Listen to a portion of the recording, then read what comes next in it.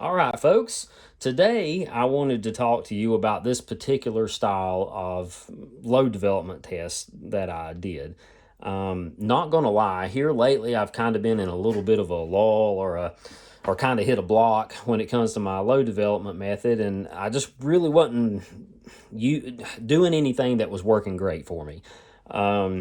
So I've done ladder tests and I'm familiar with the OCW method, it stands for optimal charge weight. If you're not familiar with that method, essentially what you do is like if you're testing powder, you keep incrementally going up in your powder charges, and you try to find an area that the impacts on target are essentially in about the same place, even though you have went up in powder charges.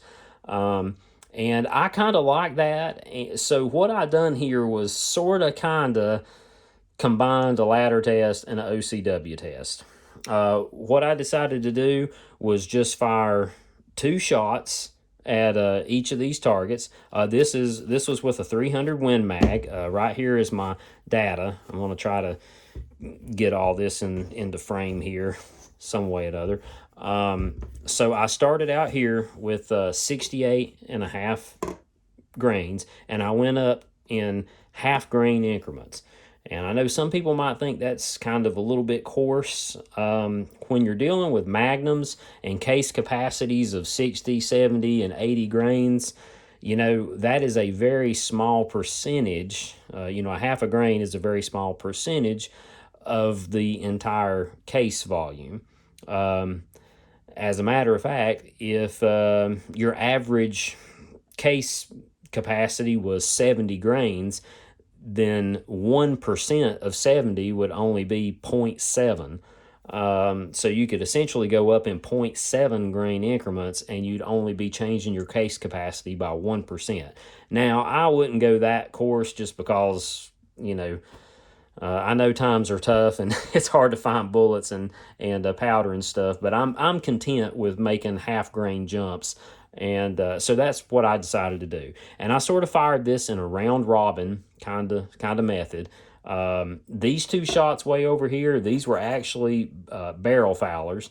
I had run just a few wet patches down my barrel. I didn't really get obsessive clean with my bore, but I just run a few wet patches of some solvent down it and then dried it back out. So that's why you see one group kind of over there to itself. And over here, so I started out with 68 and a half grains, went up to 69, went up to 69 and a half, and then 70, 70 and a half, 71, 71 and a half, and finished off with 72 because Hodgdon's load data with H4831 was 72.3 for the max charge with the 208 grain bullet. That's what I was shooting here, was the 208 Hornady ELD M's. And I'm happy with my results here and sort of the data that I can gather from it. If you notice right here on the low side, I had a horrible, vertical looking spread. And again, and this was at 100 yards. I forgot to throw that out there. But if you notice here and all the way over here on the hot side, these groups look kind of similar. Let me zoom in here. There we go. When you get out here kind of on the wild side, it just kind of went berserk. And then if you notice, these groups look really similar. However, if you notice, this group here is shifted farther away. It's kind of got a little more horizontal dispersion, like the point of, or that's not really the right term I should use there. It's impacting farther to the left from the center of my aiming point than this group did. But now, as far as the optimal charge weight goes, Dan Newberry, who kind of is credited with that style of load development, he would say, don't fall for this too soon, because you might be right on the edge of something that your barrel likes, and then if anything changes, if you go through a huge temperature swing or a seating depth, or anything like that, your barrel's wearing or speeding up or whatever, you don't want to be down here in this bottom area where your groups might start opening up majorly if your bullets speed up or slow down just a little bit. He wants to pick somewhere in the middle of a stable, wider range. So what I'm seeing here, and one thing I kind of came up with to make this a little bit easier was, I call this sort of like the poor man's shot marker. I actually found an old pencil that I had that was actually almost 308 diameter. It was like whoops, there we go. It was like just a little bit over 300. So I'm only like 8 thousandths away from a true bullet diameter. So I just cut it down to where I made a little hole, and believe it or, and it really works good. You can pretty much kind of like duplicate a bullet hole. I mean, it fits in there really, really well, which it should. It's almost the same size. So what I wanted to do, since I don't have a fancy shot marker target system yet, I sort of wanted to overlay some of these groups on other groups. So right now, where I'm kind of leaning on being the best group is probably going to be somewhere between here, which is 69.5, to here, which is 70.5, because you can see it's looking like it's wanting to get a little wild again right here, and then this starts looking good again, but then it goes real wild out here.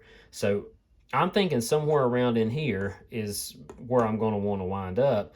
But this one shot up here on the 70 grain charge kind of impacted a little high. And I wasn't crazy about that, but I think there's a chance that could have been me, or it could have just been, a bullet or a primer or a case or neck tension or who knows what. Most likely probably me, but I could place the blame somewhere else. But what I wanted to see was, I wonder what that shot would have looked like over here. So what I did was, I took my little 308 caliber, my movable bullet hole, and I measured from the edge of this line, which I'm a little over 8/32 or so right there. So now I'm just going to come over here and kind of push it to about where 8/32 is, and then I'm going to measure up from the bottom of the bullet hole down to my water line, or my line, running horizontal there, and I'm going to measure that, and I'm about 1 inch and 20/32, which is 5/8. So now what I'm going to do, I saw it move right there. I'm just going to push it up here to 1 inch and 20/32. I'm going to make sure that I didn't shift it too bad over here. You'll have to excuse me. It's a little tricky to keep this in. I've got my target kind of leaned up right now, so the camera angle is a little bit better on it. So I'm kind of chasing this thing around. It would be much easier if you were doing it down on a flat surface. So anyway, that is really dang close right there to where this group would have overlaid on that one. So as you can see, I'm going to measure this group now, just roughing it out. It is right around 5/8 center to center. So even though that shot kind of went high, it's still barely over a 1/2 inch group at 100 yards. And this shot obviously would land really good. I mean, it would be impacting sort of like, oh, there it went. It would be somewhere in the ballpark of there if it was, or maybe even up a little bit higher. Well, heck, I guess I can measure it. That's about 1 inch and 12 or 13/32. So 1 inch and 12. Somewhere in, so that one, it was actually a little bit higher than I thought it was. So it would be somewhere in the ballpark of there, and I can see where this bullet hole kind of just cut the line over here. So this one would be sort of in the ballpark of there. So and again, I know that's probably somewhere in the ballpark of yeah, it's actually right at a little bit less than a 1/2 inch, best I can tell, just kind of makeshift measuring it there. So I also measured this group down here where it impacted from my center line, and all three of these groups here, I mean, it would be less than 5/8 of an inch group, and that's over a full grain of powder charge spread, you know, from 69.5 all the way to 70.5 down here. And it was really cold today. It was in the low 40s. I think 42 degrees is what I had wrote down on the notepad. So probably what I'm going to do is just go with this charge. I might add 1/10 of a grain to it just to be on the safe side, but I'd like to stay on the low side just so in case I decide to go and shoot this load when it's 80 degrees outside, you know, I've got this whole area up here that I can, you know, kind of bank on the bullet not speeding up so much to put me outside of a node or a window that the gun likes to shoot.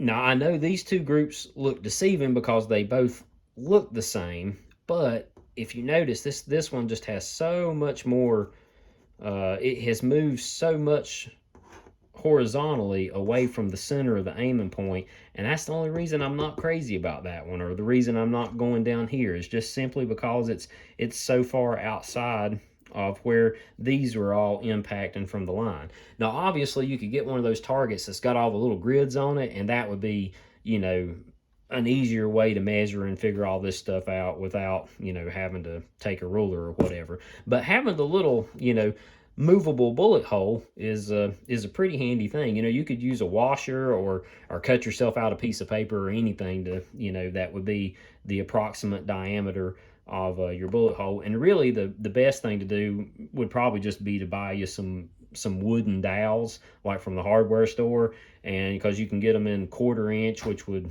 you know, that would be 250 thousandths, so that would work great for like a 243. You'd only be like 7 thousandths away from an actual 243 size bullet hole, and you know, that sort of thing. It would get you really close if you were just wanting to sort of like, you know, have an analog shot marker system to where you could just kind of overlay your groups, you know, on top of each other to sort of see how they all impact together. So anyway, hope you enjoyed this. The powder I was using was H4831 shortcut, and right there you can see the load data that I was using in my particular rifle. Now obviously this might not, you know, work good for you, and 72 grains might be way too hot in your gun, so definitely proceed up with caution. I did not see any ejector marks. Actually, the ammo box is what's supporting the target right now. So here we go. I'll show you the brass. Right there was how my box was laid out. Let me turn these two over. So it mirrored my target like I've made in my prior videos. My notepad here mirrored the target. Those was my two siders.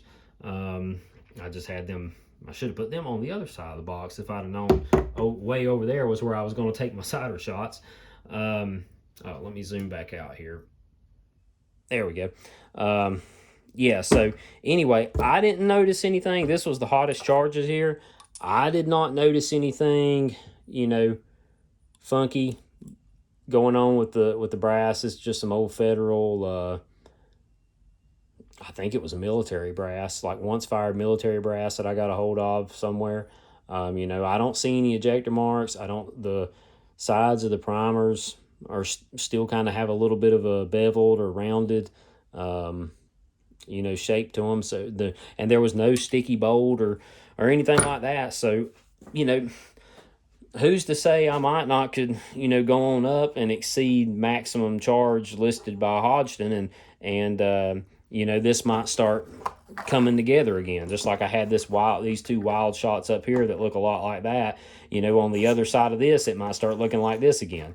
But I'm afraid if I do that, I'm really asking for trouble if I go out shooting whenever it starts warming up, because at 72 grains, I was getting 2,903 feet a second. Oh, let me zoom back in here. I'm getting far away. yeah, I was getting 29.03, and then the other shot was 28.67. So it was had a little bit of a spread there. But if you notice, I said I wanted to go with the 69.5 to 70.5 area. That was my sweet spot, so that it looked on target. And what's kind of cool about this, like my lowest shot there was 27.55, and my hottest shot was 28.08 between that whole grain spread. You know, we're only talking about 50, what is that, 53 feet a second extreme spread over an entire grain. You know, that's pretty good. It obviously liked being in that area, and you know, that's another thing. I have never got super outstanding extreme spreads and super low standard deviations with anything that shot great. Most like you know, like there's the 69 grain charge, which it was that one there. I mean, that looks really great, but I'm trying to find another. Well, like that 71.5, you know, I mean, heck, I only had 7 foot a second ES on those two shots, and I know it was just two shots, but you know, that was one of the worst groups that I shot there. You know, well, you know, sort of, you know, but it was also getting out here to where it didn't want to, you know, where the groups on each side of it looked awful. And this is another one of those areas where, like Dan Newberry says, you don't want to get snookered. And somebody might shoot this group. They might shoot a 3 or a 4 shot group, and it might group really good right there. But what's bad is just a half a grain this side of it, it shoots awful, and a half a grain that side of it, it shoots awful. And you don't want to be in that tight of a window. You want to be up here somewhere that you can change the powder charge a lot and your groups don't fall to pieces. That's the true node of your barrel. So anyway, I hope this worked out good for you. I was sort of happy with the way this test worked. You know, it only took 16 rounds plus my 2 barrel foulers over there to shoot this test. If I hadn't have run a few wet patches down the bore, I would have probably only fired 1 barrel warmer or fouler.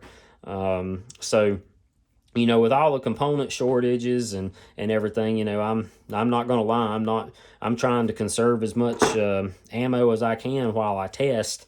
That way I have more to go to matches with or to hunt with or just to shoot for fun or whatever. You know, I hate to just, you know, keep burning through powder and bullets and primers, you know, when they're so hard to find and so expensive right now. So hopefully this might work out good for you guys. And you know, if you enjoy this and you enjoy some of the videos I put on here, I'd really appreciate it if you subscribe to my channel.